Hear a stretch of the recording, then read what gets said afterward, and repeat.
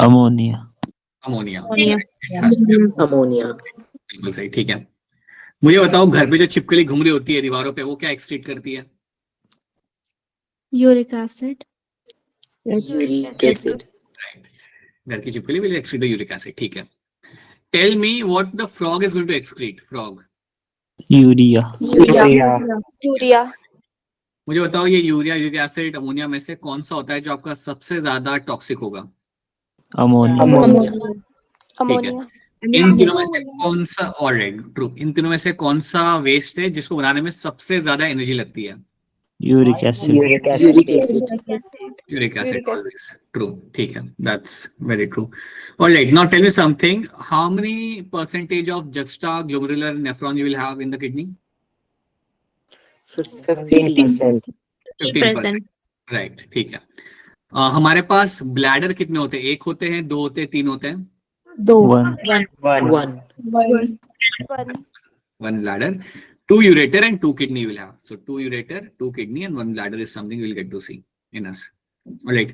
You have the cortex and you have the medulla. Now tell me, cortex के अंदर you will get to see PCT, DCT and Henle's loop. क्या ये बात सही है? Wrong. No sir. Wrong है, because cortex के अंदर मुझे सिर्फ मिलेगा, देखने को यहाँ पे PCT, DCT, renal corpuscles, but not the Henle's loop. Henle's loop मुझे cortex में देखने के लिए नहीं मिलेगा. That is something I will find inside the medulla के अंदर आपको मिलेगा वहां पे वो देखने के लिए। ट्रू, ठीक है। अब मुझे ये बताओ कि एक बार आपकी यूरिन बन जाती है, let's say urine is formed and that has been kept in a collecting duct, तो क्या हर एक नेफ्रॉन का खुद का स्पेसिफिक कलेक्टिंग डक्ट होता है? No sir. Now someone has to raise their hand and tell me कि कलेक्टिंग डक्ट से यूरिन कैसे पास होते हुए ब्लैडर तक पहुंचेगा। Someone has to raise their hand and tell me from collecting duct the urine will pass through a channel and that channel is going to be what till it reaches the bladder. बताइए नागेश, बोलिए। Sir collecting duct से papillary duct तक जाता है, right, फिर minor calyx में, minor calyx से major calyx में, और फिर पेल्विस से होते हुए वो यूरेटर तक। बिल्कुल सही। देन रेनल पेल्विस होते हुए वो जाएगा यूरेटर के अंदर, through ureter then you will find it reach the bladder. बिल्कुल सही, बढ़िया, राइट। ऑलराइट, तो चलिए आगे बढ़ते हैं। और अभी आज के क्लास में हम देखेंगे कि आपका what happens in the glomerulus के साथ यहाँ पे क्या होगा। What is my renal corpuscles क्या होते हैं, we have discussed this renal corpuscles, you have a Bowman's capsule and you have a glomerulus वहां पे। अच्छा, वन मोर थिंग, आपके किडनी की तरफ जो ब्लड जा रहा होता है या किडनी में जो भी आपका वेस्ट पहुंच है वो कौन सी आर्टरी के थ्रू आपका किडनी तक पहुंचेगा? वैसे ही बोल दो, वैसे ही बोल दो अनम्यूट करके, which is the artery? Renal artery. Renal artery, that is supplying the blood to the kidney. All right, चलिए. So now let me start the screen share. I hope you should be.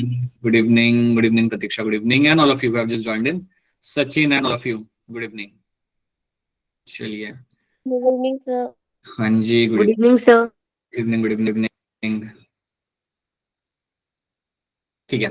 तो इस समय यहाँ पे देखो, we have seen a general idea about the nephron. We have seen that you have millions of nephron, and nephron के कुछ parts आपको यहाँ मिलते हैं देखने के लिए. You will have a glomerulus, you will have a Bowman's capsule, PCT होता है, Henle's loop होता है, you have a DCT, and then you have a collecting duct. So these are the regions of your particular nephron. We have seen those regions यहाँ पे. Okay. क्या होता है आपका cortex, क्या होता है medulla? We have seen this thing. We have seen the internal structure. इतनी बात हम यहाँ पे जानते हैं. हिलम क्या होता है हम जानते हैं. हिलम आपका वो एरिया है, वो नॉच है आपका, जहां से आपकी आर्टरी अंदर आ रही है, रेनल आर्टरी अंदर आ रही है, रेनल वेन बाहर निकल रही है, यूरेटर बाहर निकल रहा है, नर्व्स अंदर आ रहे हैं. सो दैट्स माय हिलम यहाँ पे.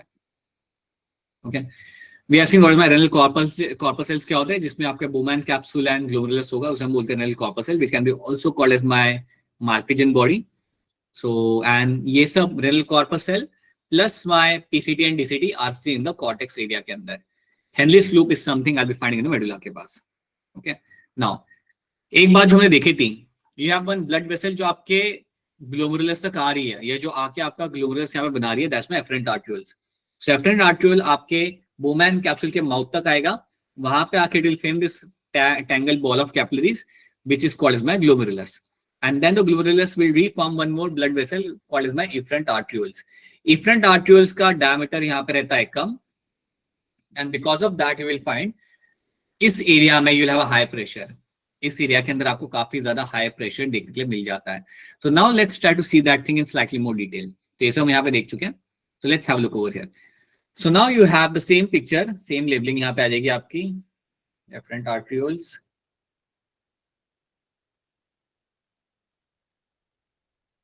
And you have efferent arterioles.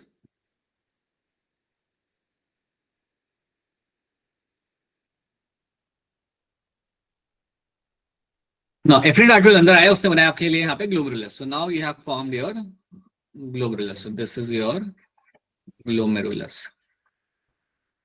Glomerulus आपका यहाँ पे रहेगा एक टैंगल बॉल ऑफ कैपिलरीज, हमने ये पहले बता चुके, ये कुछ एक बंडल ऑफ कैपिलरीज आपके यहाँ पे मिल रही है। अब ये जो आपकी टैंगल बॉल ऑफ कैपिलरीज होती है ना, they are semi permeable, just like your capillaries, they are more permeable, they are semi permeable. But अगर मैं बात करता हूं, so they are not be semi permeable, ये तो आप यहाँ पे जानते हो।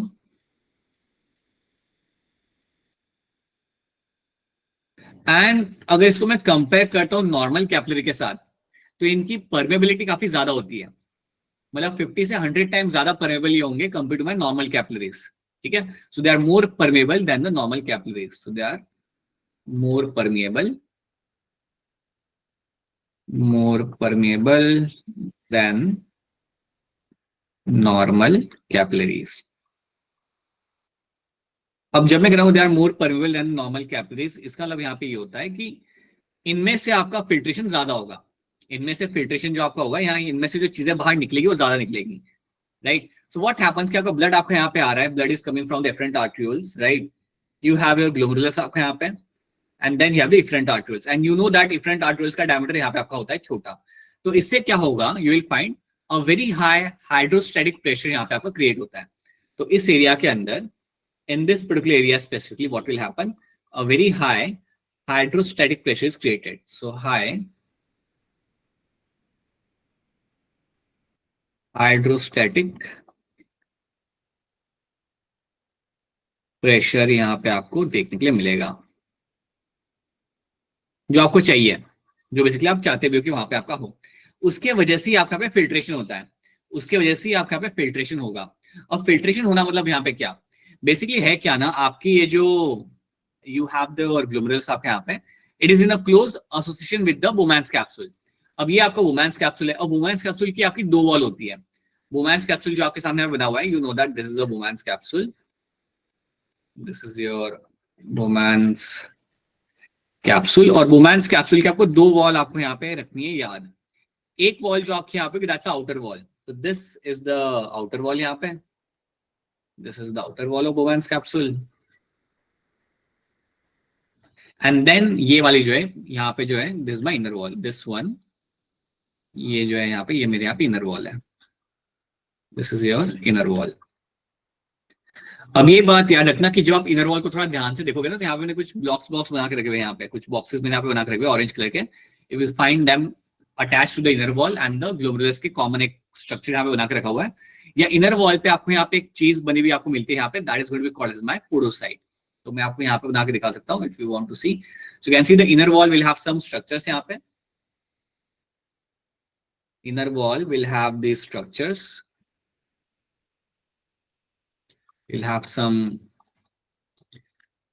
teat like structures and you call them as a podocyte। इनको हम बोलेंगे यहाँ पे as a podocyte।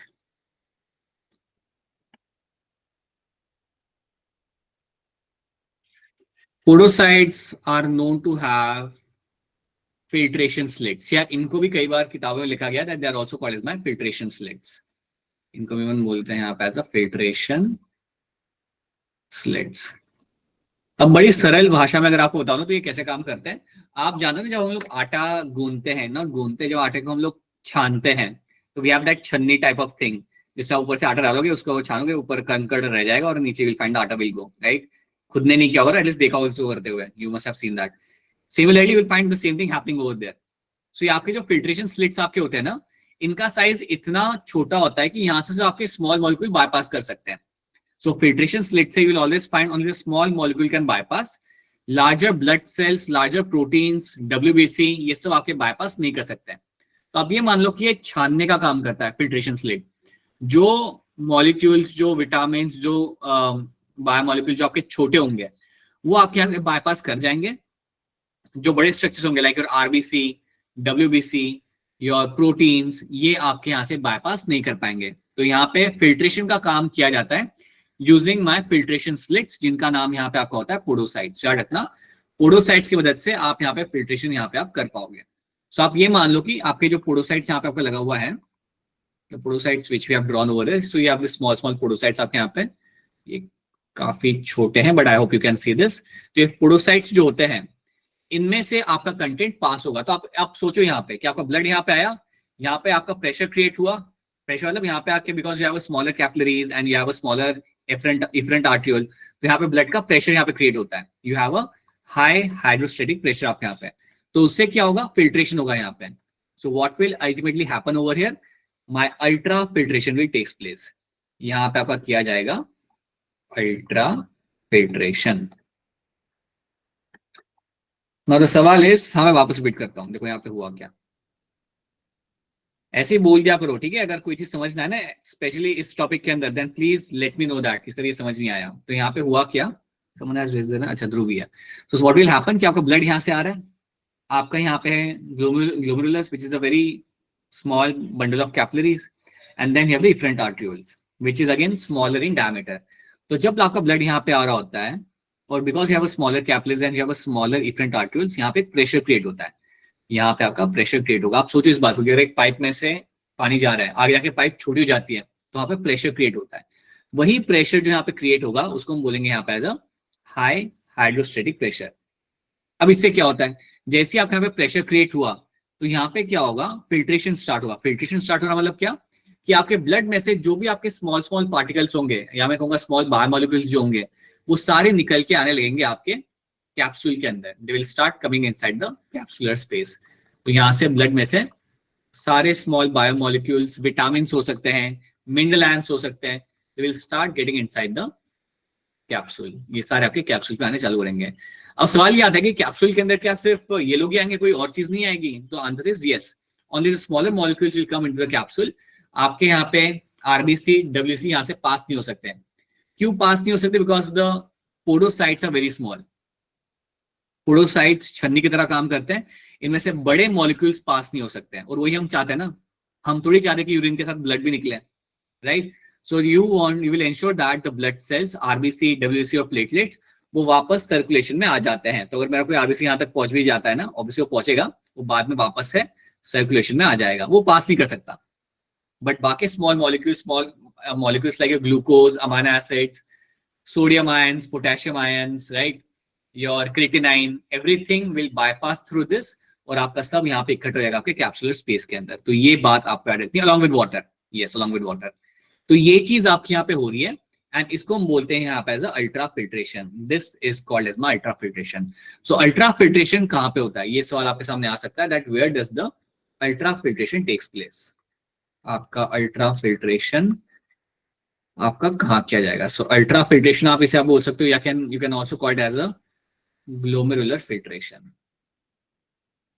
अब जो आप ग्लोमेरुलर फिल्ट्रेशन जैसे यहाँ पे बोल रहे हो, देन आपके लिए काफी आसान हो जाएगा कि हाँ भाई ये ग्लोमेरुलस में आपके यहाँ पे हो रहा है, ठीक है। So you should know that this two terms are the same thing. So इसे हम बोल सकते हैं एज अ ग्लोमेरुलर फिल्ट्रेशन और call them as a ultra filtration. और ये एक बार हमने यहाँ पे कर लिया तो इसके बाद मुझे क्या मिलेगा? जो आपके कैप्सूल में यहाँ पे इकट्ठा हुआ है ना, ये जो सारा व्हाइट व्हाइट डॉट्स मैंने बना के रखे हुए, ये आपको बेसिकली है क्या?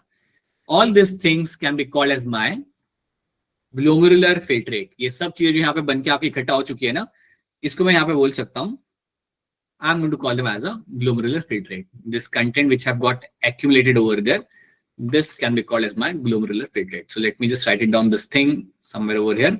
This content is called as my glomerular filtrate. तो अगर मैं आपसे पूछूं क्या ग्लोमेरुलर फिल्ट्रेट के अंदर मुझे आरबीसी मिलेंगे नहीं मिलेंगे, क्या आपका आंसर होगा यहाँ पे? No, sir.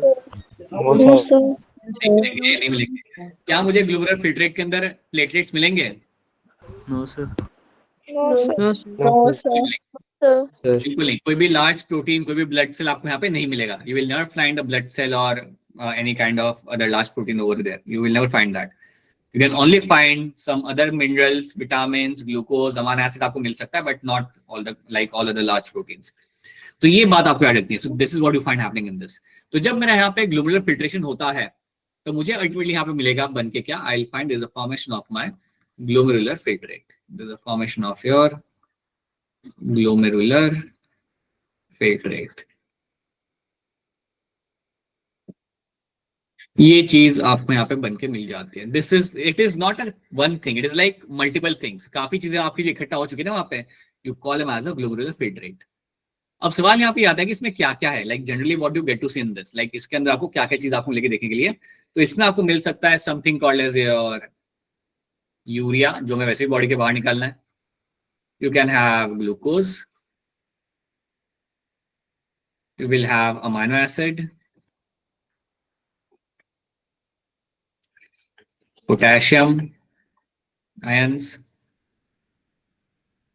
you will have your sodium ions, you can have HCO3 minus,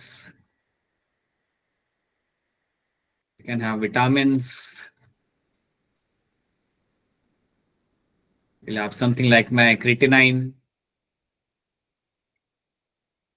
Creatinine is one of the protein. It's not a protein. It's one of the it's one of the biomolecule which is actually formed during your muscular contraction के time पे use किया जाता है. So creatinine is something which you can find in this. ये भी आपको यहाँ पे मिल जाएगा देखने के लिए आपको यहाँ पे.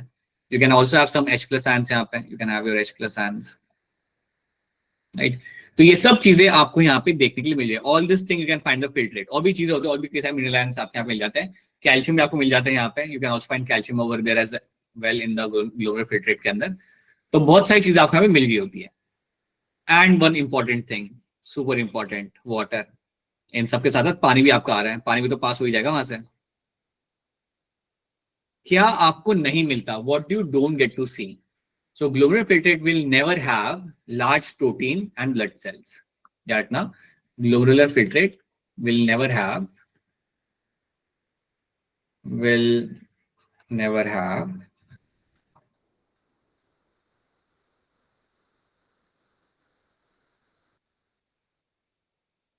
large protein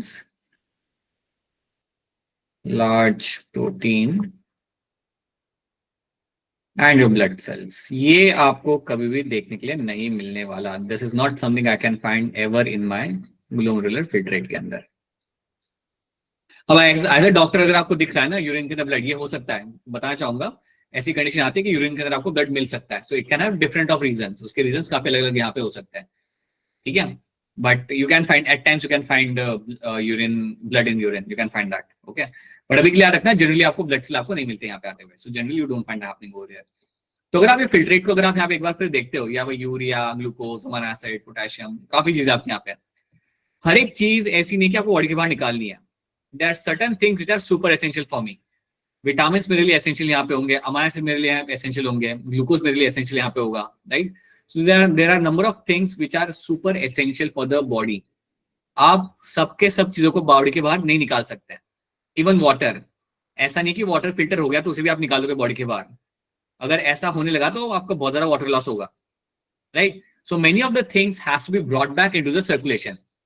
काफी चीजों को आपको वापस से सर्कुलेशन में बाद में लाना पड़ेगा. कुछ चीजों को आप जाने दोगे, but certain things have to be brought back into the circulation. आज के डेट में अगर आप अपना यूरिन टेस्ट कराते हो तो आपकी यूरिन में आपको ग्लूकोज नहीं मिलेगा. और ग्लूकोज इसलिए नहीं मिलेगा because it is been reabsorb. उसे आप वापस से रीएब्सॉर्ब कर लेते हो, तो वो आ चुका है. वो बेसिकली आपके नेफ्रॉन के कैप्सूल के अंदर आ चुका है, लेकिन आपकी बॉडी उसे रीएब्सॉर्ब कर लेती है, राइट? सिमिलरली अगर आपको केस मिलता है कि a person has a urine sample and the urine sample has a glucose, that means the person is suffering with my diabetes mellitus. Simple भाषा में, अगर यूरिन के अंदर ग्लूकोज मिलता है देन उस पर्सन को वहां पे डायबिटीज होने के चांसेस बढ़ जाते हैं. I can clearly see that the person might be suffering with diabetes. अगर डायबिटीज होता है तो आपको ग्लूकोज मिलता है वहां पे, और एल्स आपको नहीं मिलता. क्यों ऐसा होता है, विल सी दैट लेटर. इसी क्लास में हम देखेंगे, like in the same chapter itself will try to see that why glucose is seen in the person suffering with diabetes and not in us. We don't have diabetes, that's why. Okay, तो ये चीज हम यहाँ पे देखते हैं. फिलहाल के लिए इतनी बात याद रखना. This is a content I'll find the filtrate. I'm actually going quite slow यहाँ पे.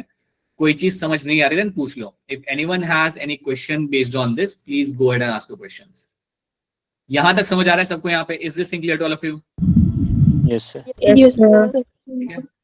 तो ये इवेंट आपका यहाँ पे हो चुका है, this is what we have done, और ये सब करके आपका फिल्ट्रेट आपका यहाँ पे बन चुका है, ग्लोमेरुलर फिल्ट्रेट आपका यहाँ बन चुका है। I have written filtration, filtrate, glomerular filtrate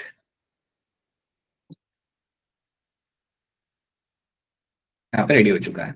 now what you expect happening after this, ये फिल्ट्रेट आपका बढ़ेगा आगे, and you know that Bowman's capsule के बाद जो अगली चीज आपके सामने यहाँ पे आती है, दैट्स माय पीसीटी। बुमैन्स कैप्सूल के बाद जो अगली चीज आपको मिलेगी यहाँ पे आती है, दैट्स योर पीसीटी।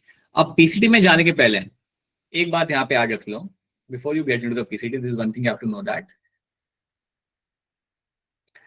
आपके ग्लोमेरुलस हर मिनट 125 ml ऑफ ब्लड को फिल्टर करें, 125 ml of blood per minute is done by my glomerulus. आपका ग्लोमेरुलस हर मिनट के अंदर 125 ml ऑफ ब्लड आपका फिल्टर करेगा। इसको हम बोलते हैं यहाँ पे as a glomerular filtration rate, इसको हम बोलते हैं यहाँ पे as a GFR, we call it as a glomerular filtration rate.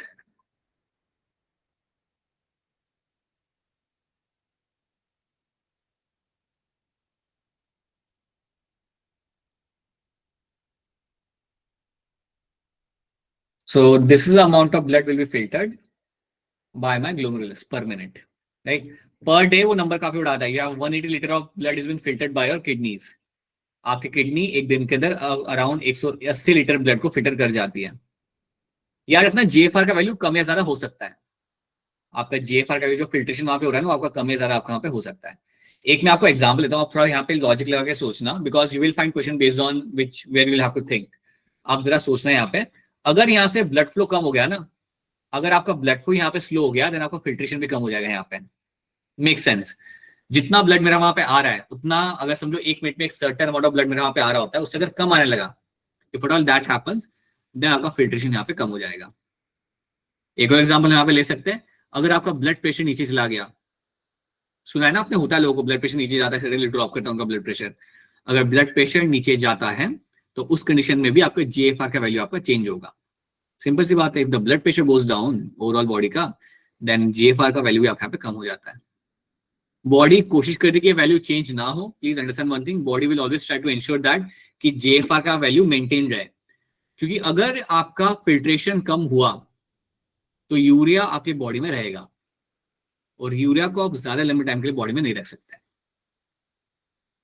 Try to understand this thing. So filtration rate आप ये मेंटेन करते हो, the body will always try to maintain कि यार इतना फिल्ट्रेशन रेट तो मेंटेन रहे, हमेशा कम ना हो। अगर कम हो रहा है तो उससे हुआ क्या कि आपको जितना यूरिया निकालना है ना, फिल्टर करके निकालो, तब निकाल नहीं पा रहे। अगर आप यूरिया निकाल नहीं पा रहे, देन दैट मींस वो यूरिया ब्लड के अंदर है। अगर वो यूरिया ब्लड के अंदर है तो वो किसी ना किसी मेटाबॉलिक रिएक्शन को जाके अफेक्ट कर सकता है। तो ये बात आपको यहाँ पे समझनी है। सो जैसे हम आगे बढ़ेंगे तो you understand all those things in much more slightly more detail. Okay, अब यहाँ पे क्या होता है, so you have your PCT. और अगेन बता रहा हूँ आपस से, अगर कोई चीज समझ नहीं आ रही है, लग रहा है कि सर रिपीट कर दो, लग रहा है कि सर आपने इंग्लिश में कुछ बोल दिया, हिंदी में वापस समझा दो, देन बता दो यहाँ पे प्लीज। अब तो यूके के बच्चे भी पुराने हो चुके हैं, जितने भी बच्चे हमारे पास यूके के हैं सब लाइक पुराने in the sense, now you have been, हो गया ना टाइम, 2-3 हफ्ते तो हो गए आपको यहाँ पे आके। तो please be very vocal and let me know that if there is something which is not clear to you. ठीक है, so now if you have this glomerulus आपके यहाँ पे, जो काफी अजीब सा बन गया बट ठीक है, and you have this glomerulus over here. Now we have to mainly focus यहाँ पे आपका on the PCT. So now what will happen, you will have the PCT यहाँ पे,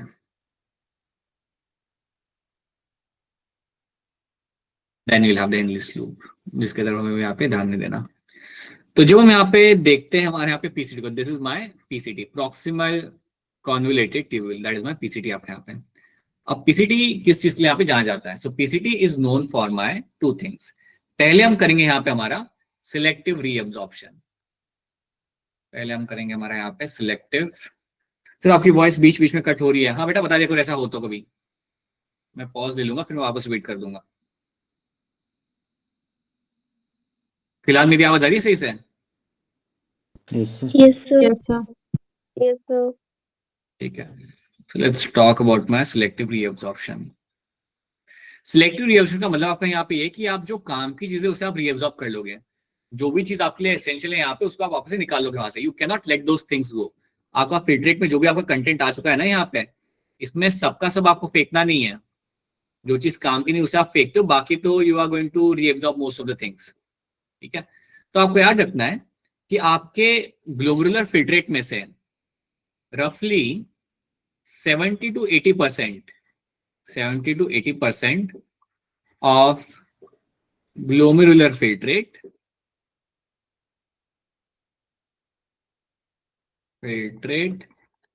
is reabsorbed। इतना तो आप वैसे ही रीएब्जॉर्ब कर लेते हो, इज बीन रीएब्जॉर्ब्ड। और ये सब किया कहाँ जा रहा है? इनसाइड माय पीसीटी के अंदर। This is all happening in the PCT. तो प्रॉक्सिमल कॉन्ड्रोइड ट्यूब्यूल के अंदर आप क्या करते हो? अराउंड 70 से 80% आपका फिल्ट्रेट तो आप यहाँ पे वैसे ही रीएब्जॉर्ब कर लेते हो। This is the absorption you do, मतलब इतना तो आप वैसे निकाल लेते हो यहाँ से, right? This is all happening in my proximal convoluted tubule आपके यहाँ पे। अब हम देखते हैं यहाँ पे कि कौन सी चीजें चाहिए हमारे यहाँ पे जिसको आप निकाल लोगे। वो ज्यादा things I am going to reabsorb. So जो चीजें आप हमेशा यहाँ से रीएब्जॉर्ब कर लोगे, that is going to be your glucose. Glucose आप जाने नहीं दे सकते हैं। सिमिलरली माय अमाइनो एसिड, ये भी आपके काम की चीज होती है, इसका आप ऐसे फिर इनके साथ जाने नहीं दे सकते हैं, right? You can absorb the vitamin यहाँ पे, you can absorb some vitamin को आप भी एब्जॉर्ब कर लोगे, ये भी आपके लिए काम की चीज है। बहुत ज्यादा अमाउंट में आप पानी एब्जॉर्ब करते हो, तो आपसे अगर पूछा जाएगा ना कि पूरे नेफ्रॉन के अंदर पानी, पूरे नेफ्रॉन के अंदर पानी सबसे ज्यादा कहाँ पे रीएब्जॉर्ब किया जाता है, आपका आंसर यहाँ पे होगा इन माय पीसीटी। तो पीसीटी में से भी एक अच्छा खासा अमाउंट का वाटर आपके यहाँ पे रीएब्जॉर्ब कर लिया जाएगा। Okay, then you will find also your chloride ions will be reabsorb, वो भी आपके होते हैं यहाँ पे। So your Na ions will be reabsorbed, your chloride ions can be reabsorbed, potassium can be reabsorbed। ठीक है, तो काफी चीजें आपके यहाँ पे रीएब्जॉर्ब कर ली जाती है। Many of the things are getting reabsorbed over here. Sodium ions के बारे में तो बताना चाहूंगा, they have been reabsorbed actively. Actively मतलब इनको रीएब्जॉर्ब करने में एनर्जी खर्च की जाती है। सो यहाँ पे जिनको मैं मेंशन करूँ उनको याद रखना कि सोडियम आयंस को आप एब्जॉर्ब करते हो एक्टिव ट्रांसपोर्ट के through, you are going to absorb them actively. जब मैं यहाँ पे लिख रहा हूँ ना एक्टिवली, दैट मींस व्हाट, इनको रीएब्जॉर्ब करने में आप थोड़ा खर्च करते हो एटीपी का, लेकिन आप रीएब्जॉर्ब कर लेते हो। My glucose and amino acids are also been reabsorbed actively, इनको भी आप यहाँ पे एक्टिवली रीएब्जॉर्ब कर लेते हो। सो एक्टिव रीएब्जॉर्प्शन इनका यहाँ पे आपका हो जाता है। Glucose, amino acid, sodium ions का रीएब्जॉर्प्शन आपका एक्टिवली आपके यहाँ पे हो जाएगा। Okay, now once they have been reabsorbed, एक बार आपने रीएब्जॉर्ब यहाँ पे कर लिया, अब सवाल आता है यहाँ पे ये, इनको आप निकालोगे यहाँ से, निकाल के आप इन्हें डालोगे कहाँ पे? तो फॉर एग्जाम्पल मैंने पीसीटी में से ये सब निकालना चालू किया। So I am taking out my glucose, मैं निकाल रहा हूँ मेरा यहाँ पे, मैं निकाल रहा हूँ मेरे यहाँ पे अमाइनो एसिड, मैं यहाँ पे निकाल रहा हूँ मेरे यहाँ पे water molecules, right?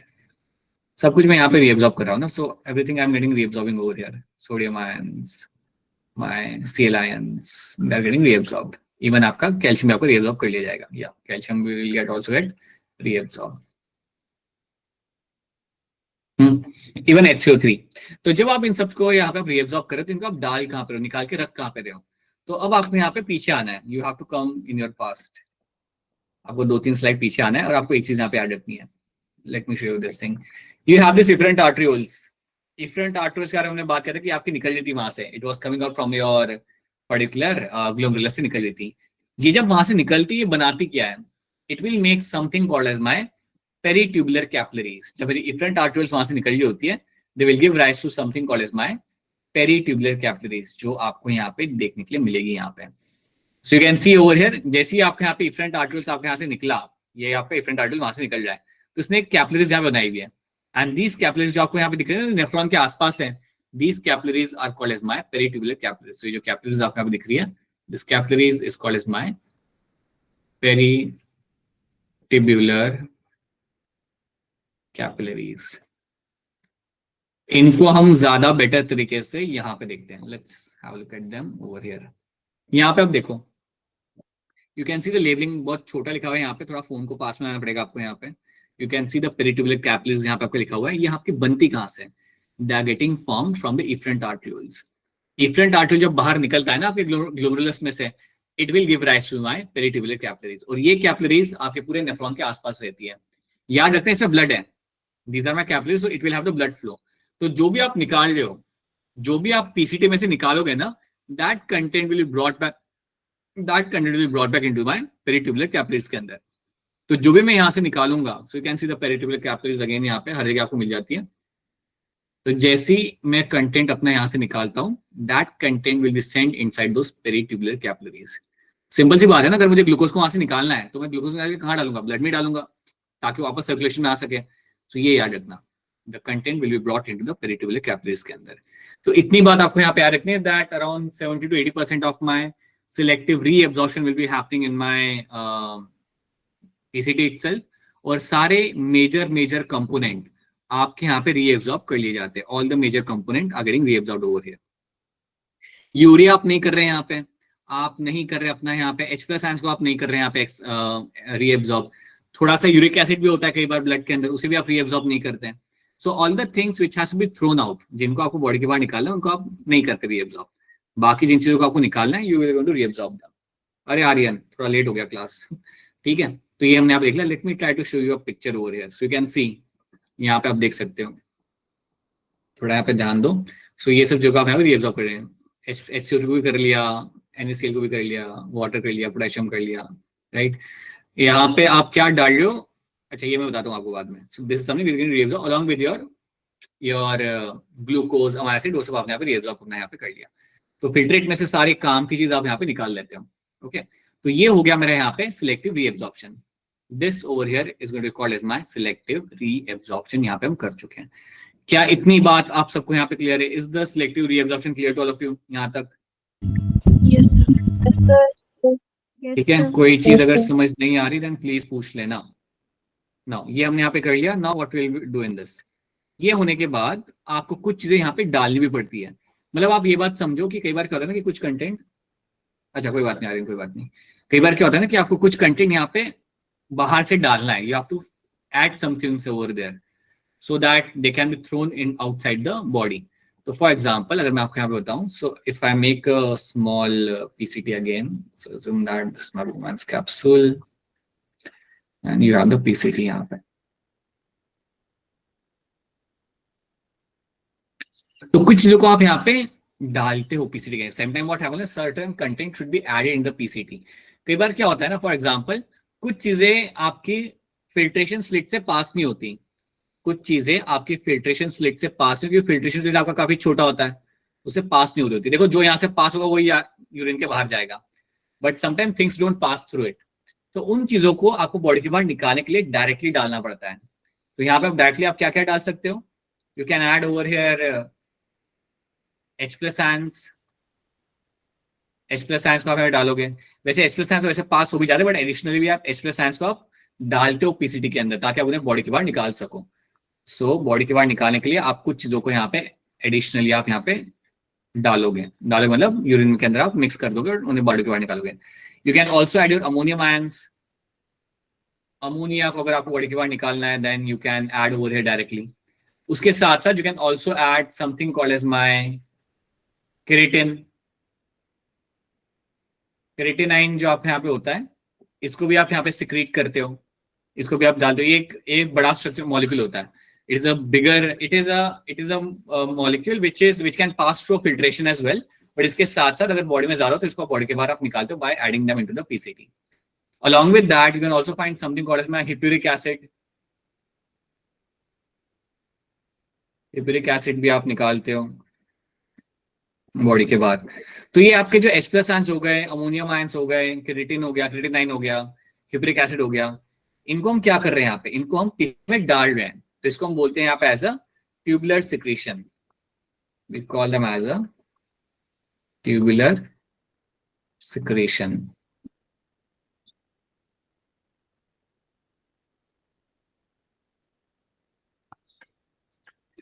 Tubular secretion में आपके यहाँ पे क्या होता है? What you do over there, the H+ ions have been thrown in, your H+ ions, your ammonium ions, ammonia, H+, again यहाँ पे अपना creatinine, hippuric acid,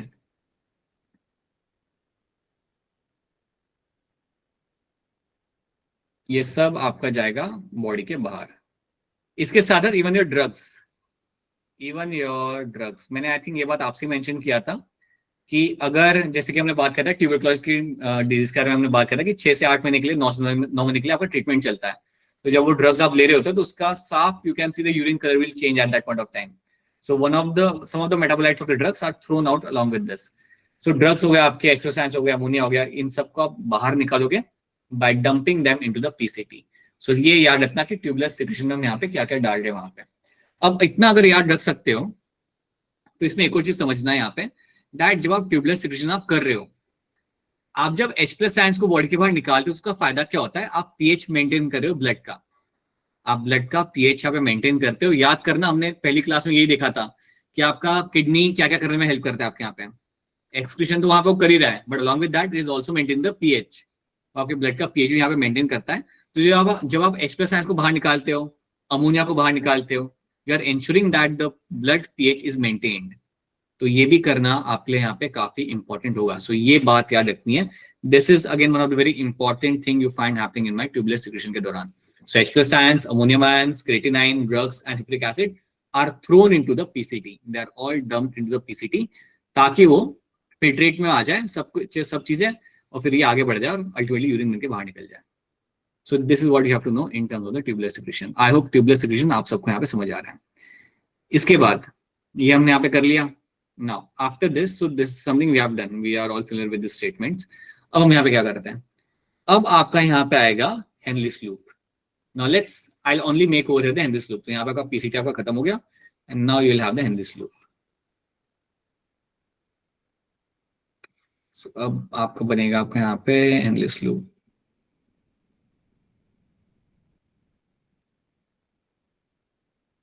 And then you'll have the DCT यहाँ पे. सो यहाँ पे आपका पीसीटी खत्म हो गया। याद रखना पीसीटी में आपका मेजर एब्जॉर्प्शन आपके यहाँ पे हो चुका है। If you have any question then please go and ask a question. कोई भी सवाल आ रहा हो तो प्लीज पूछ लो। जब मैं एक्सपेक्ट करता हूँ कि सवाल आएगा तब सवाल नहीं आ रहा होता आप लोग का। So you have a PCT and you have a DCT over here. We have to focus on the Henle's loop यहाँ पे। अब हेनरिस लूप में यहाँ पे आपको क्या मिलेगा देखने के लिए, दैट आपका फिल्ट्रेट यहाँ से आ रहा है नीचे, तो ये आपका फिल्ट्रेट यहाँ पे होगा। मेजर एब्जॉर्प्शन आप यहाँ पे अपना कर चुके हो। Now the filtrate will enter inside the Henle's loop. अब हेनरिस लूप के साथ होता क्या है, Henle's loop will have 2 parts.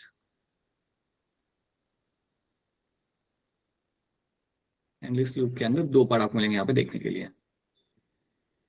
You have this area, this is called descending part of Henle's loop.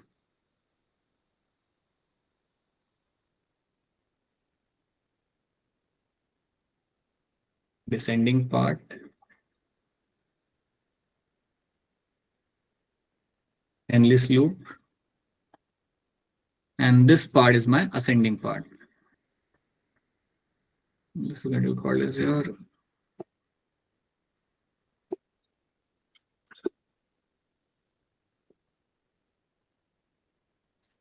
ascending part of Henle's loop. क्या descending क्या ascending यहाँ पे क्या हो रहा है देखते हैं हम यहाँ पे। तो डिसेंडिंग पार्ट में यहाँ पे क्या होगा कि आपका फिल्ट्रेट यहाँ पे ऊपर से नीचे आ रहा है, फिल्ट्रेट आपका ऊपर से नीचे आ रहा है आपकी डिसेंडिंग पार्ट के अंदर, ठीक है। फिर आपका फिल्ट्रेट नीचे आएगा, यूटर्न लेगा, and then it will become part of my ascending part of the Henle's loop. So you have a descending part and you have a ascending part. आपको याद रखना है कि डिसेंडिंग पार्ट में क्या हो रहा है, असेंडिंग पार्ट में आपका क्या हो रहा है। सो जब आपका फिल्ट्रेट आता है डिसेंडिंग पार्ट के अंदर, so what you will find, यहां से आप करते हो अपने वाटर का reabsorption. So here what will find, the water reabsorption will take place in this. सो जैसे ही आप डिसेंडिंग पार्ट में आते हो आपका पानी यहां से निकाला चालू करा जाता है। सो यहां से you can start reabsorbing the water molecules. So पानी का एब्जॉर्प्शन आपका यहाँ पे चालू हो जाएगा। तो आपको याद ये रखना है that descending part is known for water reabsorption. Simply descending part के अंदर आप पानी को रीएब्जॉर्ब कर सकते हो, ये इसके लिए ही जाना जाता है। So descending part of Henle's loop is known for my water reabsorption. Descending part of Henle's loop, ये जो यहाँ पे लिखा हुआ है मैंने आपका यहाँ पे, you should know that is known for my water reabsorption.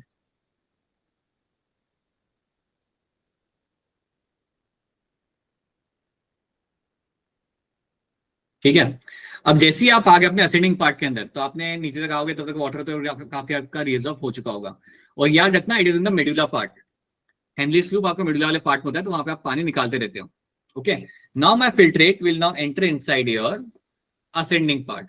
जैसे आपका फिल्ट्रेट असेंडिंग पार्ट में आता है, ascending part is not permeable for my water molecules. Ascending part मेरा जो होता है यहाँ पे वो वाटर के लिए परमेबल यहाँ पे आपको नहीं मिलेगा। सो अगर मेरा ये वाटर के लिए परमेबल यहाँ पे नहीं है, then what will get absorbed over here. So ascending part के अंदर आपको याद रखना है, in this area you will find only the electrolytes are getting reabsorb. तो जैसे आप असेंडिंग पार्ट में आ गए, यहां से आपके निकल जाएंगे आपके यहाँ पे सोडियम आयंस, यहां से आपके निकल जाएंगे आपके यहाँ पे chloride ions. Sodium ions and chloride ions will get reabsorbed over here.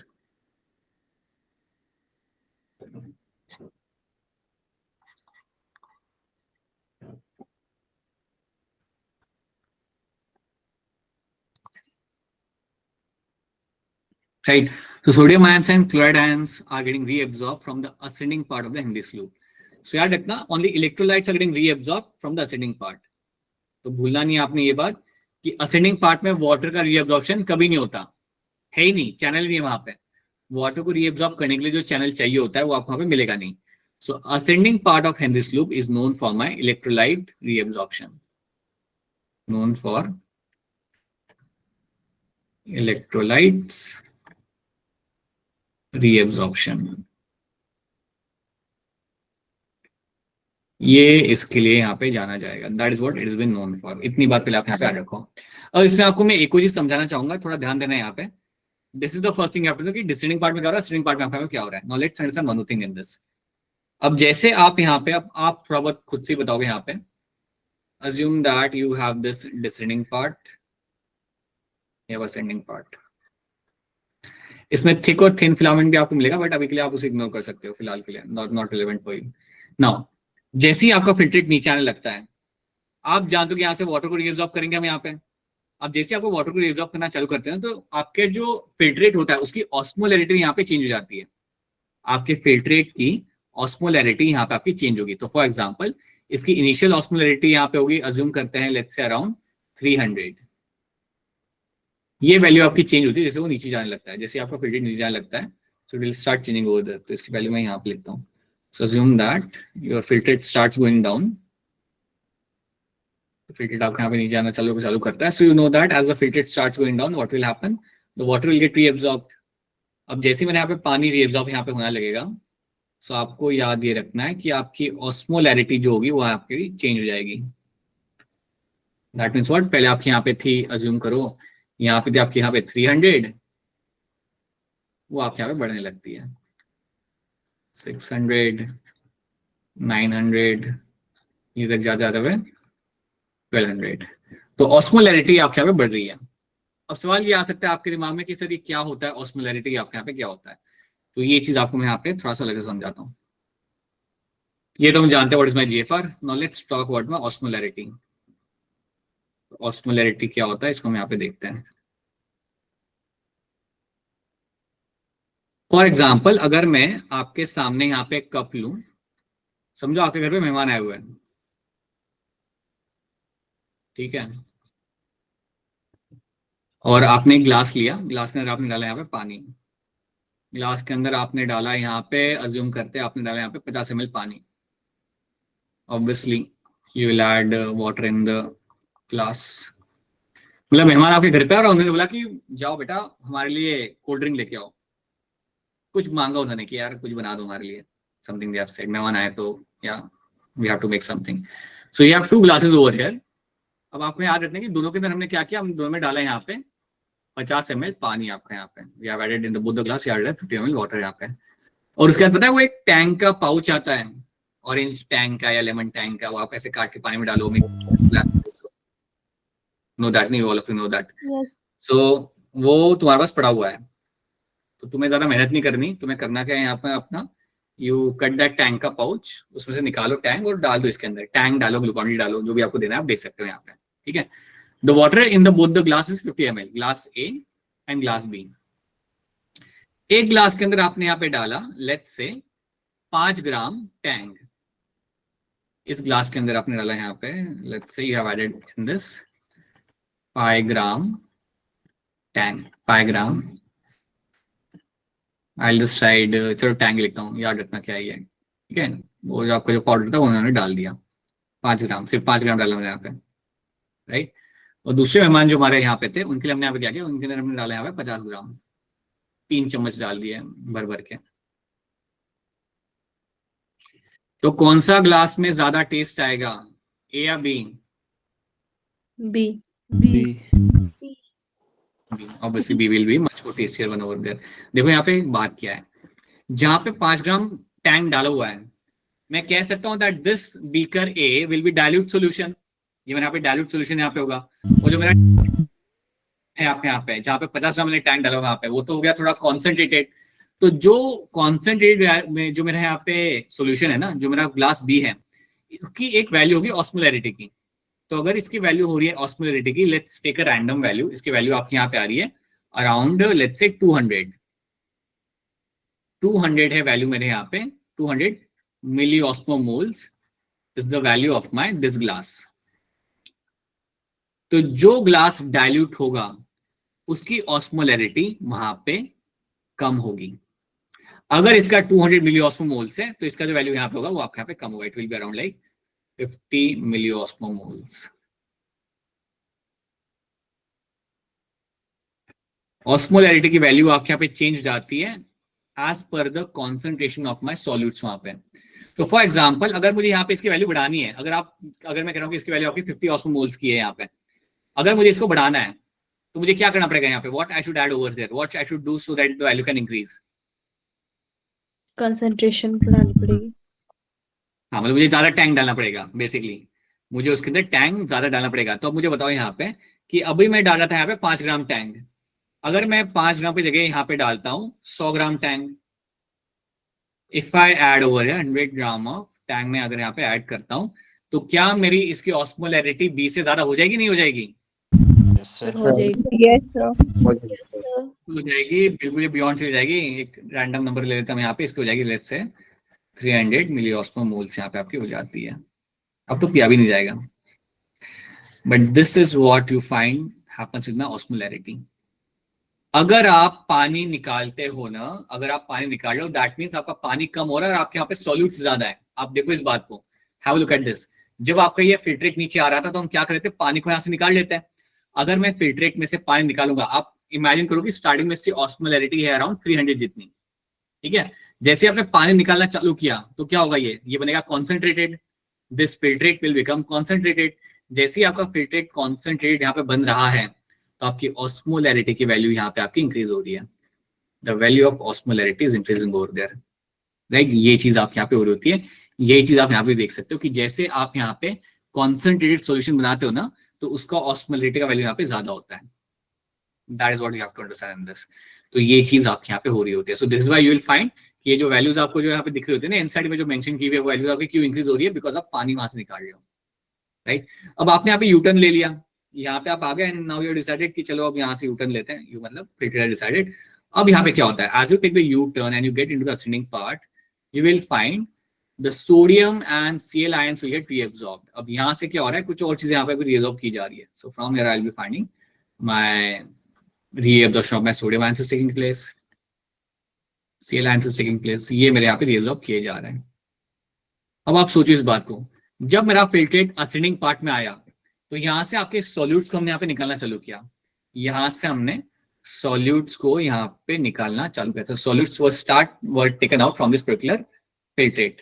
जब मैं यहाँ पे सॉल्यूट्स को निकाल रहा हूं तो यहाँ पे ऑस्मोलैरिटी मेरी यहाँ पे वापस से कम हो जाएगी।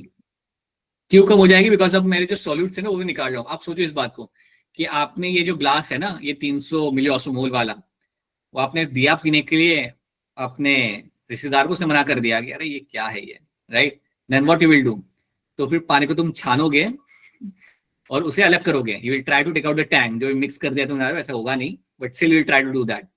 उसे छानना चालू करोगे ताकि मेरा टैंक वहां से निकले और थोड़ा ये डाइल्यूट बने। तो जब मैं वहां से सॉल्यूट्स को निकाल रहा हूँ, जब मैं सॉल्यूट्स को वहां से निकालूंगा तो सिंपल सी बात है, मेरी ऑस्मोलैरिटी यहाँ पे कम होने लगेगी। सो जब मैं यहाँ पे Na और Cl को निकाल जाता हूँ तो again I will find the value of osmolarity will start coming down. तो ये मेरी 1200 से अब आएगी यहाँ पे 900 वापस से कम हो जाएगी।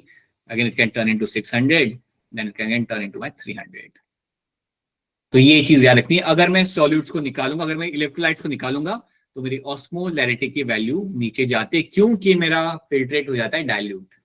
because my filtrate over there will become dilute, right? अगर मेरा filtrate concentrated है, then I'll have a more osmolarity वहां पे आपकी, और ये चीज आप यहाँ पे देख सकते हो. You can see over there जब water को यहाँ पे निकाला जा रहा है और यहाँ पे recycle को निकाला जा रहा है, ठीक है. So let me show you over here. You can see, not over here, but later I'll show you that the osmolarity value is going to change. Osmolarity की वैल्यू आपके यहाँ पे चेंज होने लगती है. It will just keep on decreasing initially.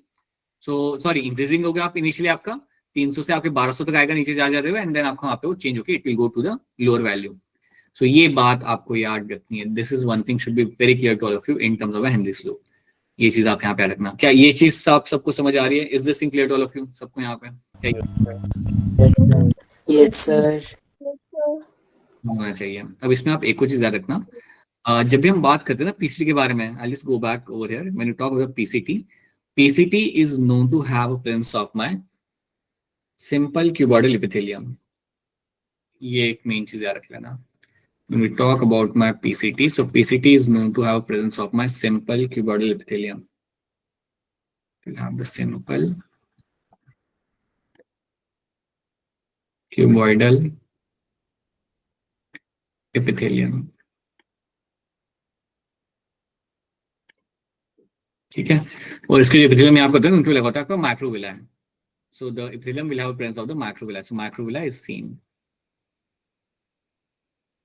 Macrovilli is seen.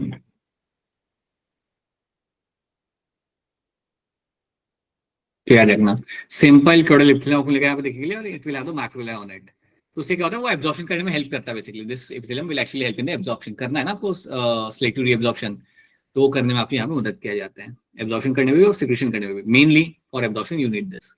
Okay. Now ये हमने यहाँ पे देख लिया. स्टेटमेंट यहाँ पे देख लेते हैं. यहाँ पे एट अ प्रॉक्सिमल और close end of the nephron is expanded and curved inwards to form a double walled cup shape structure called Bowman's capsule. They have just shown us what is my Bowman's capsule. Within the Bowman's capsule, a network of tough capillaries is present. You call them as a glomerulus. ये हम यहाँ पे जानते हैं. Okay. We have seen what has been happening in my PCT. We have seen what has been happening in my Henle's loop. ये clearly आपको याद रखना है. अब मेरा filtrate आ गया DCT के अंदर. Now my filtrate have reached into my DCT. तो ये सब कर करके आपका filtrate यहाँ पे सक्सेसफुली पहुंच जाएगा DCT के अंदर. आपका यहाँ पे मार्फिजन बॉडी क्या होती है भूलना मत. Your glomerulus plus your Bowman's capsule together form the Marfan body या renal corpus cells. It is responsible for the first step in urine formation, that is my ultrafiltration. Ultrafiltration आपका इसके मदद से ही होना है. Because of the Marfan body, your ultrafiltration will take place. We have seen this thing. Now, अब यहाँ पे देखते हैं कि आपका DCT यहाँ पे क्या करता है. So now let's try to see what my DCT is going to be known for. So हम क्या करते हैं, DCT पे फोकस करेंगे यहाँ पर. So यहाँ पे आपका हिंदी स्लोप आपका यहाँ पे खत्म हुआ. And now you have your DCT आपका यहाँ पे.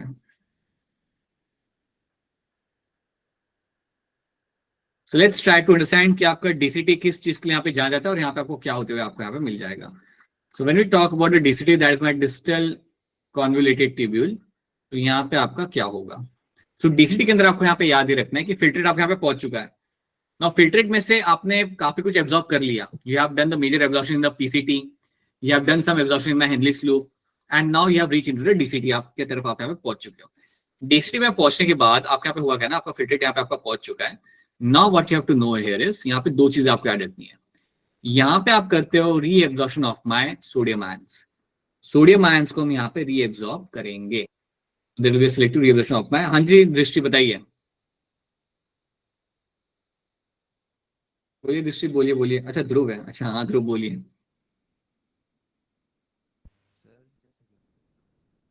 जोर से बोलना. डिसेंडिंग लाइन, सर जैसे आपने बोला था ना कि डिसेंडिंग लाइन पर मोस्ट H2O एब्जॉर्ब वाटर. तो सर वो H2O वैसे एक्सक्रीट भी तो होता है, वो फिर निकल के कहाँ से एक्सक्रीट होगा. एक बार फिर बोलना. ये देखो एक बार फिर वापस से पूरा स्टेटमेंट बोलो. Most of H2O descending of Henle's में हाँ. एब्जॉर्ब हो चुका है. इज H2O मोस्ट ऑफ वैसे वो भी तो करती है, एक्सक्रीट भी तो करती है. हाँ हम निकालते हुए H2O को, राइट. सो इतना सब करने के बाद भी will find H2 in the urine. ये सब करने के बाद हम अभी H2 को और भी निकालेंगे, अभी हम निकालेंगे डिस्टिलेशन में से उसे निकालेंगे, और will also take out from the collecting duct as well. ये सब निकालने के बाद भी you will find the urine will have some amount of water. Depend ये करता है कि आपका यूरिन के साथ पानी कितना ज्यादा रखना है आपको वहां पे, वो डिपेंड करता है कि आपकी बॉडी की कंडीशन क्या है, right. If you have ample amount of water inside the body and the temperature is also low, तो आपके यूरिन में पानी ज्यादा मिलेगा। अगर आपके बॉडी के अंदर if you get to see let's say very like high temperature है बाहर और बॉडी में भी पानी की कमी है, देन आपका पानी कम निकलेगा और यूरिया ज्यादा होगा, like the urine will be more concentrated.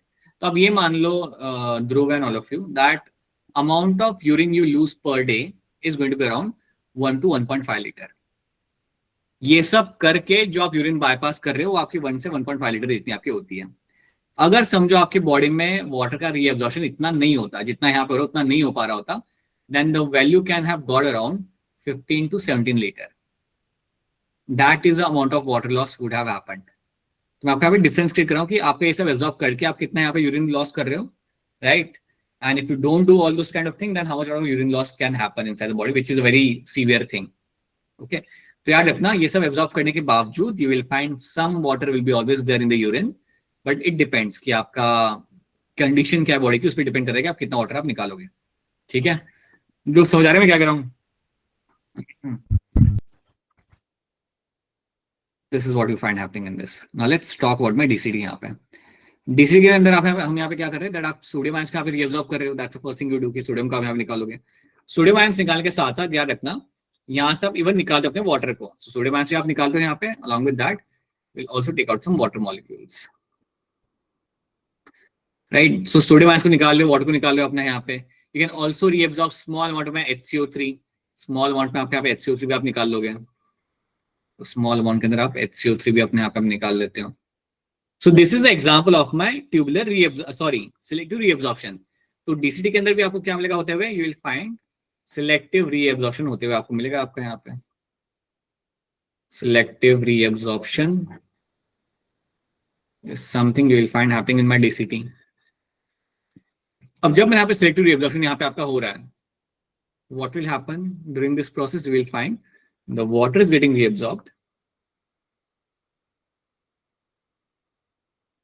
sodium ions are getting reabsorbed, your water is getting reabsorbed, sodium ions, water and even your HCO3 is getting reabsorbed यहाँ पे। ठीक है, तो ये आपको यहाँ पे याद रखना है, this is what you find happening with your DCT के अंदर। ये भी एक बहुत इंपॉर्टेंट इवेंट है, राइट। यहाँ पे भी सोडियम आयंस आपके एक्टिवली रीअब्सॉर्ब यहाँ पे किए जाएंगे। इसके बाद नेक्स्ट चीज आपके यहाँ पे क्या होती है, ये तो चलो हमने कर लिया।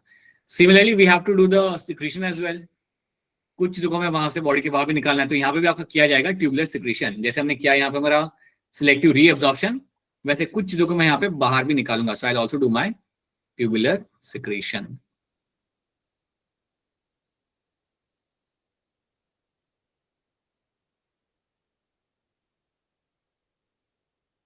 तो ट्यूबुलर सिक्रीशन जब हम यहाँ पे करेंगे, so when we will do the tubular secretion आपका यहाँ पे, so what we have to do in this, तो यहाँ पे आपका किया जाएगा when we talk about my tubular secretion, so what will we do in this, यहाँ पे आप secrete करोगे क्या, will secrete the H plus ions, H plus ions में आप secrete किया जाता है, उसके साथ ही you can also secrete my potassium ions, इनको मैं यहाँ पे secrete कर सकता हूँ। so potassium ions, H plus ions को हम यहाँ पे करेंगे secrete। तो यहाँ पे मैं mention भी कर देता हूँ, you can find your potassium ions have been thrown over here, ताकि वो बॉडी के बाहर निकले। even your H plus ions can be thrown inside the DCT। ये आपका होता है आपके डीसीटी के अंदर। अगर आपसे पूछा जाए कि डीसीटी में आपके कौन से आयंस आपके रीअब्सॉर्ब किए जाते हैं, तो आप कह सकते हो your sodium ions and HCO3 is getting reabsorb, bicarbonate and sodium ions is getting reabsorb. पूछा जाए कि क्या आप सिक्रीट कर रहे हो यहाँ पे, then you can say your potassium ions, H plus ions आप यहाँ पे सिक्रीट कर रहे होते हो। Again it's a very important thing, ये जो आपका यहाँ पे किया जा रहा है वो काफी इंपॉर्टेंट है यहाँ पे। इससे भी आपका रेगुलेट किया जाता है आपका यहाँ पे, you are regulating your water level in the urine. Okay, अब एक बात यहाँ पे याद रख लो, ये करने के दौरान when you are doing this thing, ये सब करने के लिए आपके कुछ हार्मोन यहाँ पे इन्वॉल्व होते हैं। There are some hormones which are involved over there. इतना याद रखना कि आपके सोडियम आयंस को वहां से रीअब्सॉर्ब करने के लिए you need a hormone, and that hormone is called as my aldosterone. एक यहाँ पे आपका हार्मोन यहाँ पे इन्वॉल्व होगा, उस हार्मोन का यहाँ पे नाम होता है आपके यहाँ पे एल्डोस्टेरॉन। अभी के लिए सिर्फ नाम याद रख लो, इसका कैसे फंक्शन कर रहा है, कहाँ से आ रहा है, वो हम बाद में देखते हैं। सो एल्डोस्टेरॉन नाम का एक हार्मोन यहाँ पे याद रखना, ये आपका रोल प्ले करेगा ताकि आपके सोडियम आयंस आपके रीअब्सॉर्ब किए जा सके। जैसे ही सोडियम आयंस आपके रीअब्सॉर्ब किए जाएंगे देन उसके साथ साथ पानी भी आपका निकल के आ जाता है। So this is one thing you will get to see later. अभी के लिए तो आप इतना याद रख लो इसके अंदर, the one thing you have to know in this is this much amount of content यहाँ पे फिलहाल, राइट। तो ये हमने यहाँ पे एब्जॉर्ब कर लिया। अभी के लिए आप इतना याद रखो। Now I tell you something else after this. So first of all you have to know what is happening in my DCT. इतने पॉइंट्स याद रखना, sodium, water, bicarbonate, secretion, H+ ions, potassium का आपके यहाँ पे हो रहा है। Now this one thing I have to tell which is very important. हमने क्या देखा था, आपका पीसीटी में आपका होता है मेनली आपका सिलेक्टिव रिएब्जॉर्प्शन काफी ज्यादा आपका होता है पीसीटी के अंदर। मुझे आप ये बताओ कि आपका ग्लूकोज का सिलेक्टिव रीएब्जॉर्प्शन कहाँ पे हो रहा था? PCD. PCT. Well, PCT, right. PCT is a site where my glucose का reabsorption was taking place. Now there is one thing you have to understand very carefully यहाँ पे। अभी मैं collecting duct पे जा नहीं रहा, but अभी हम एक चीज यहाँ पे समझते हैं। There is one thing you have to understand that glucose absorption के बारे में आप एक पॉइंट यहाँ पे याद रखना। Glucose can be reabsorbed. So glucose तो आप यहाँ पे जानते हो, it is getting reabsorbed in my PCT. So glucose को हम करते हैं selectively reabsorbed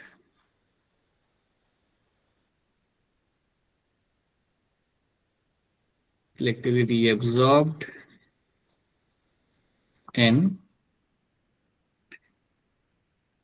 PCT। बट आपको याद ही रखना है कि इसका एब्जॉर्प्शन किया जा सकता है only up to certain extent. This can be done only up to certain extent, only up to certain extent. अब ये मतलब समझो यहाँ पे अज्यूम करते कि एक पेशेंट आपके सामने आता है, उससे डायबिटीज है। If you have a patient with suffering with diabetes, तो उसका मतलब पता है क्या होगा, उसके बॉडी के अंदर ग्लूकोज का लेवल ज्यादा मिलेगा आपको, उसके बॉडी के अंदर ग्लूकोज का लेवल आपको पे ज्यादा मिलेगा। अब आपको याद रखना है कि आपका जो पीसीटी होता है ना, वो आपके ग्लूकोज को रीअब्सॉर्ब कर सकता है, बट एक लेवल तक ही कर सकता है। मतलब अज्यूम करो कि एक वैल्यू होती है, let's say you have a value of 100 milligram पर 100 ml of blood, just a random value have taken. तो एक सर्टेन वैल्यू आपकी यहाँ पे, उस वैल्यू तक ही आपको एब्जॉर्ब करेगा। उसके बाद it won't absorb the glucose molecule. up to certain extent the glucose will get reabsorbed, but after that glucose will be sent inside the urine। तो पीसीटी ग्लूकोज को एब्जॉर्ब करेगा एक कुछ हद तक, उसके बाद उसे वो जाने देगा आपके यूरिन के अंदर। और इसलिए people who are suffering with diabetes will have glucose in the urine, क्योंकि पीसीटी एक लिमिट तक ही करता है ग्लूकोज को absorb. So selective reabsorption in the PCT only up to certain extent. So you should know that this is called as my transport maxima. इसको हम बोलते हैं यहाँ पे as a transport maxima. Transport maxima का मतलब आपका यहाँ पे कि आप ग्लूकोज को रीअब्सॉर्ब करोगे only up to certain extent. एक सर्टेन लेवल तक ग्लूकोज को एब्जॉर्ब किया जाएगा। अगर ज्यादा ग्लूकोज है ब्लड के अंदर देन नेफ्रॉन एब्जॉर्ब नहीं करता, and then the urine can be seen having glucose molecules. So that is called as my transport maximum, मतलब एक certain level तक glucose getting reabsorbed in the PCT। So यहाँ पे मैं लिख देता हूँ यहाँ पे that glucose get reabsorbed, glucose gets reabsorbed in your PCT only up to certain extent, only up to certain extent। एक थ्रेशोल्ड वैल्यू होती है, वहां तक वो करेगा, उसके बाद वो नहीं करेगा। उसके बाद आपको मिलेगा ग्लूकोज इन द यूरिन। और अगर ग्लूकोज यूरिन में अगर आपको यहाँ पे दिख रहा है, that is a indicator that a person is suffering with the diabetes. तो ये सब लोग प्लीज याद रखना। स्क्यूएल बेस पहले भी एक बार सवाल आ चुका है, आगे भी आ सकता है नीट के अंदर। तो you should no what is my transport maxima. जैसे ही ट्रांसपोर्ट मैक्सिमा टर्म आ रहा है, आपको याद रखना है कि ये तो बात करें यहाँ पे ग्लूकोज के बारे में, लोग यहाँ पे जिक्र करेंगे, उसका बात करेंगे यहाँ पे लोग, right. And glucose has to be reabsorbed in the PCT, और वो एक लेवल तक ही होता है। आप ये बात भी समझ सकते हो क्योंकि ग्लूकोज को एब्जॉर्ब करने में आपका एटीपी का खर्चा हो रहा है। ग्लूकोज अमाइनो एसिड को एब्जॉर्ब करने के लिए it is active transport, it is actively getting absorb, that means आप एटीपी यहाँ पे लगा रहे हो, तो आप ज्यादा एटीपी यहाँ पे खर्च नहीं कर सकते हैं। एक लेवल तक आप खर्च करते हो, उसके बाद वो नहीं करता, उसके बाद वो हाथ खड़े कर देता है nephron, and then you can find the glucose in the urine, and that is when we say that a person might be suffering with diabetes वहां पे, बिकॉज तभी आपको ग्लूकोज मिलेगा और एल्स नहीं मिलेगा. So this is one thing should be very clear to all of you, that glucose get reabsorbed only up to certain extent, and that is called my transport maxima. ठीक है, एक काम करें, let me just show you. यहाँ पे रुक जाओ. तो ये तो हमने यहाँ पे देख लिया.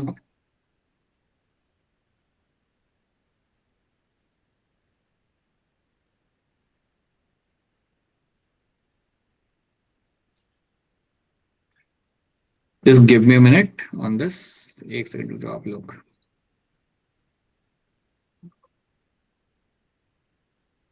You'll have to wait for more than 1 second. 2 minutes. Now let's solve a couple of questions up and then we can wrap this up. ठीक है, कुछ क्वेश्चन हम यहाँ पे सॉल्व कर लेते हैं. Let me just fix few things in the questions.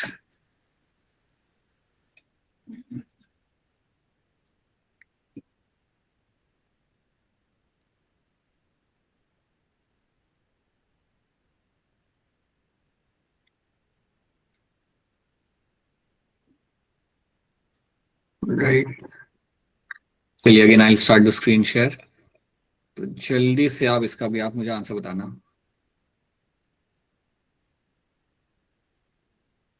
Raise your hand to answer this.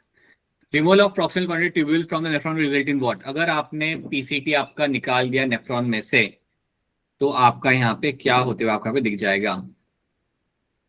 याद रखना, PCT is also the site where I'll be finding a huge amount of water is getting reabsorbed. मैं आपको hint दे रहे हैं यहाँ पे.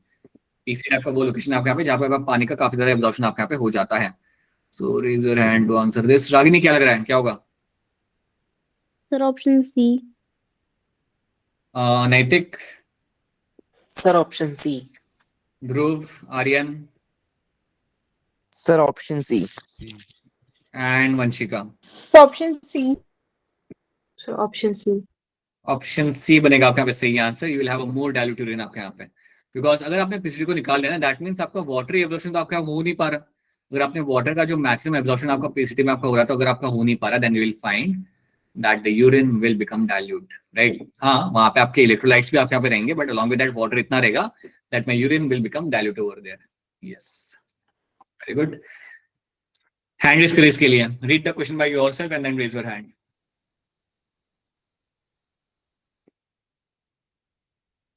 The maximum amount of electrolytes and water from the glomerular filtrate is reabsorbed in which part of the nephron? सबसे ज्यादा amount में आपके इलेक्ट्रोलाइट्स एंड वाटर आपके कहाँ पे एब्जॉर्ब किए जाते हैं? 70 से 80% जितने. बताइए सोनाक्षी, क्या होगा इसका answer? Sir option C. Ajay Kumar, So option B. Ragini,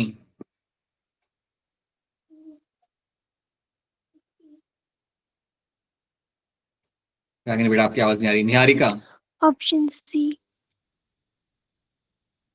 and Kartik. Option C बनेगा बेटा, ऑप्शन सी बनेगा राइट आंसर. ज्यादा सोचना नहीं है. पीसीटी इज अ साइट ना जहां पे आपका होता है 70 से 80% आपका रीएब्जॉर्प्शन आपका पीसीटी में ही आपका हो जाता है. तो option C over here becomes ना correct answer in this. So option C बनता है आपका यहाँ पे एज अ करेक्ट आंसर. ठीक है. Which of the following correctly explains the function of specific part of the nephron? इनमें से कौन सी चीज आपके यहाँ पे जो बहुत क्लियरली आपका एक्सप्लेन कर रही है function of a specific part of the nephron? Take your time, read the statements and give me a correct answer. Which of the following correctly explains the function of a specific part of the human nephron? बताइए नैतिक, क्या होगा इसका answer? Sir option A. Sonakshi, option A. Mayank, sir option A. And Harsha. Sir option A. अच्छा, अब हर्षा आपको थोड़ा सा मुझे हेल्प करना पड़ेगा यहाँ पे. आप मुझे बताइए यहाँ पे कि आपका स्टेटमेंट भी यहाँ पे गलत क्यों है? स्टेटमेंट भी आपका यहाँ पे कह रहा है that most reabsorption of major substance from the glomerular filtrate. इसमें गलत क्या है? What is wrong in this statement 2 में? सर यहाँ पे एन ए पॉजिटिव और जो सी एल नेगेटिव होता है. नहीं, ये तो नहीं है सेफ क्वेश्चन, कोई बात नहीं। हिमानी, आप बताना चाहोगे इसमें गलत क्या है स्टेटमेंट बी के अंदर? एंड दिस लूप को लेके कुछ चीजें यहाँ पे मेंशन की हुई है, उसमें गलत क्या लिखा है उन लोगों ने? Sir most absorption major substances की ग्लोमेरुलर फिल्ट्रेट से पीसीटी में होती है। पीसीटी में होती है, राइट। तो एनालिसिस में नहीं, तो पीसीटी में होती है, so that's why it is the wrong one, right, ठीक है। देन आप भी बता दो मुझे यहाँ पे हिमानी, ऑप्शन सी में गलत क्या है? सर ऑप्शन सी में जो के पॉजिटिव है उसका ट्यूबुलर सिक्रीशन होता है। राइट, उसका यहाँ पे ट्यूबलेस सिक्रीशन यहाँ पे होगा, ये आपका एब्जॉर्प्शन यहाँ पे नहीं हो रहा, तो that's why it is also going to be false in this, तो ये भी आपका यहाँ पे गलत हो जाएगा, राइट। एंड ऑप्शन डी के लिए कोई हैंड रेस बताओ कि ऑप्शन डी में यहाँ पे गलत क्या है? बताओ रागिनी, बताओ क्या है ऑप्शन डी में गलत यहाँ पे? सर एफरेंट जो होती हैं वो ग्लोमेरुलस में लेकर आती हैं ब्लड को। राइट, वो लेके जा रही होती है वहां पे, so that's this is wrong statement, बिल्कुल सही, ऑप्शन डी बनेगा यहाँ पे correct answer. Podocytes create minute spaces slit pores for filtration of blood into Bowman's capsule, बिल्कुल सही, ट्रू। पढ़िए ध्यान से सवाल को and then raise your hand.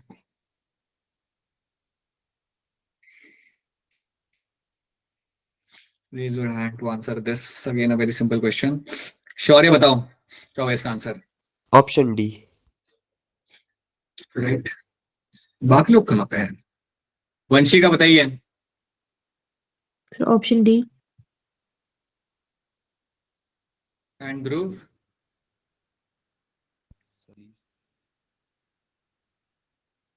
It has to be your option D यहाँ पे।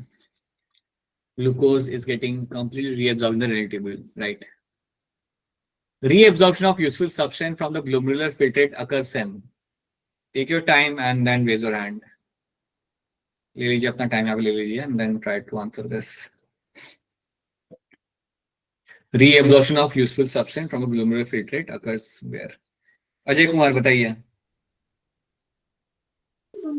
Sir, from axial covalent tubule. Okay, Renu Rani? Sir option C. And Nagesh? C. Right, PCT में ही आपका मेनली एब्जॉर्प्शन आप यहाँ पे हो जाता है, ठीक है। So that is something we have done, ये कुछ चीजें हमने यहाँ पे करी हुई है, these are the few things we have seen. Now we have to focus on your collecting duct as well, ठीक है। ये तो चलो हमने यहाँ पे देख लिया कि यहाँ पे आपको क्या हो रहा है। अब यहाँ से आपका पूरा घूम फिर के आपका फिल्ट्रेट आप आएगा कलेक्टिंग डक्ट के अंदर। So from here onwards the filtrate will get inside the collecting duct. Now from here the filtrate will get inside your collecting duct के अंदर। सो अज्यूम करते कि आपका फिल्ट्रेट आपके यहाँ पे आ चुका है आपका कलेक्टिंग डक्ट में। घबराइए मत, ये हम बाद में करेंगे, but from here the story will start. Filtrate आपके यहाँ पे आएगा and now we have to see कि यहाँ पे कैसी चीजें आपकी एब्जॉर्ब की जाती है। यहाँ पे आपका एक हार्मोन बहुत इंपॉर्टेंट रोल प्ले करता है, दैट इज योर एडीएच। उसका रोल क्या होता है, कैसे काम करता है, अगर वो ना हो तो क्या होगा, that is all something we will see in the next class, right. इतना जितना कराया गया ना उतना एनसीईआरटी में से एक बार पढ़ लेना, just go to the NCERT what we have done. We have done the PCT in this loop, what is my tubular secretion and selective reabsorption, एक बार वो देख लेना। And what is my glomerular filtration, just try to read the NCERT. कोई चीज अगर समझ नहीं आ रही देन स्क्रीनशॉट लेके मुझे शेयर करो, so I can see the statement and I can let you know that. So एक बार वो कर लो and along with that keep solving the assignments. एक असाइनमेंट अभी शेयर किया था, 10-11 क्वेश्चन, ये ज्यादा है नहीं, कर लो, 10 मिनट भी लगेंगे, सिंपल क्वेश्चंस है। So do that, till then I will share some other assignment as well, ठीक है। So yeah that's what we have done. अब इसमें अगर कोई सवाल है, अगर कोई चीज समझ नहीं आ रही इसके अंदर, देन बता दो। If there is something you haven't understood then please let me know that. So that is what we have done आज की क्लास के अंदर, एंड इतनी चीजें आपको यहाँ पे क्लियर कट सबको याद रखनी है, ठीक है। सो या alright, so if you have any questions then please go ahead and ask a question. If you have no questions then yes, you can, this is where your lecture ends. We can catch you again in the next class which will be happening on Wednesday, ठीक है। Alright then, चलिए, bye everyone, bye, good night। बताइए नैतिक, बोलिए। Sir आपने बताया कि जो ग्लूकोज होता है वो एक सर्टेन एक्सटेंट तक अब्सॉर्ब होता है, तो नॉर्मल कंडीशंस में ग्लूकोज कंप्लीटली अब्सॉर्ब हो जाता है? बिल्कुल कंप्लीटली अब्सॉर्ब हो जाता है। और अगर डायबिटीज होगा तो यूरिन में निकलेगा ग्लूकोज? तो यूरिन में दिख जाएगा। Yes sir, thank you sir. चलो बाय। ऑलराइट, बाकी ये अरविंद, आर्यन, हाँ जी कोई सवाल है तो बताइए। नागेश बताइए क्या सवाल है आपका, बोलिए। सर डायबिटीज 2 टाइप के होते हैं, दूसरी टाइप का डायबिटीज किससे होता है? इसमें ऐसा होता है कि एक तो होता है वन, डायबिटीज मेलिटस वन, वो बेसिकली होता है कि बचपन से ही वो होता है, मतलब आपका जीन ही नहीं है आपका जो इंसुलिन आपको बना के देगा, you don't have the gene which can make the insulin, तो वो जेनेटिक होता है, वो आपका होता है जेनेटिक। और उसका like it is there right from the beginning of the birth, right. वो कॉमन नहीं होता, जिसमें आपका जीन काम नहीं कर रहा, वो सिर्फ आपको मिलता है 5% पॉपुलेशन होगा वर्ल्ड में जिसको वो होता है, बाकी 95% population will be suffering with my diabetes mellitus 2। उसमें क्या होता है कि अगर आपका इंसुलिन काम कर रहा होता है एक सर्टेन एज तक, बट एक टाइम के बाद वो हो जाता है इनसेंसिटिव। इंसुलिन आएगा लेकिन वो काम नहीं करेगा अपना, मतलब इंसुलिन का काम ये होता है कि ग्लूकोज को देख के उसे पकड़ के वो भेजे सेल के अंदर कि अरे आप क्या कर रहे हो यहाँ पे, बाहर जाओ सेल में। That is what insulin will do, it will grab the glucose, it will sell them into the cell, it will send them into the cells. लेकिन जब आपको जो जनरली डायबिटीज जो आपको मिलती है देखने के लिए पॉपुलेशन में, दैट्स डायबिटीज मेलिटस 2, उसमें ग्लूकोज बनेगा, सॉरी इंसुलिन बनेगा, बट वो होगा इनसेंसिटिव, वो अपना काम ही नहीं करेगा। That is much more common. और जो वन वाली है वो तो जेनेटिक होती है, उसमें तो आपका जीन ही काम नहीं कर रहा होता, you don't have the gene which makes that insulin wala protein, which is rare, but yes, that's the second one. That's the first one basically, diabetes mellitus 1. So ये मेरी बात Nagesh. Yes sir, thank you sir. चलो bye. All right people, all right, चलिए, if you have no questions you can drop off, have some rest and assignment solve करो। बताइए आर्यन, बोलिए क्या कहना चाहते हो आप, बोलो। सर जो दूसरे टाइप का डायबिटीज होता है उसमें इंसुलिन जो होता है वो वर्क नहीं करता है, वो क्यों वर्क नहीं करता?